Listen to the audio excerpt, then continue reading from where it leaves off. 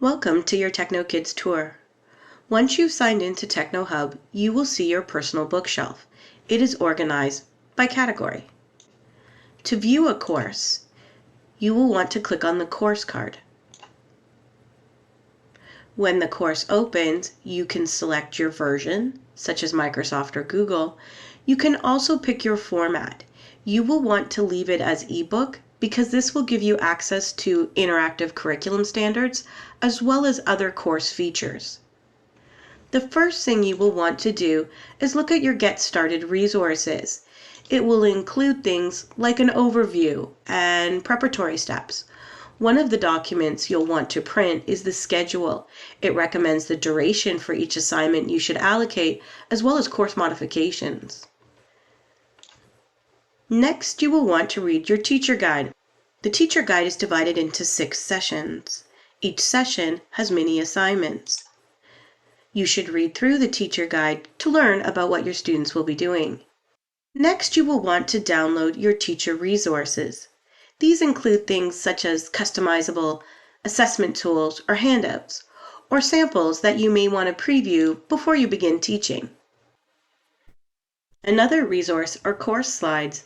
They provide step-by-step instructions from each session. You can use the preview window to show your slides, or alternatively, download them and personalize the content using Google Slides or Microsoft PowerPoint. The starter license includes a student workbook as well as student resources. You must download these resources and share them with your students. It may include things such as a template, samples, or often a handout. Other course tools you may find helpful are additional resources. This tool allows you to upload supplemental material so that you can keep all of your files in one place.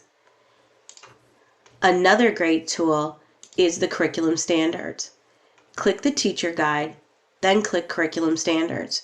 You will see a summary of all of the ISTE and computer science standards. To view them in the teacher guide, click on an assignment. If you're not sure what the standard means, you can click on that and then read a detailed description. Another great feature is Lab. Lab divides your screen into frames. You can show the teacher guide in the left side frame, or you may want to show a course slide. The Lab is excellent for demonstration purposes. You can create a new document or edit an existing document. This is a marvelous way to be able to show your students the steps on one side with the actual demonstration on the right. There are lab applications available for Google, Scratch, Scratch Junior, and more. When you are finished using the lab, click the Lab button. This concludes our tour.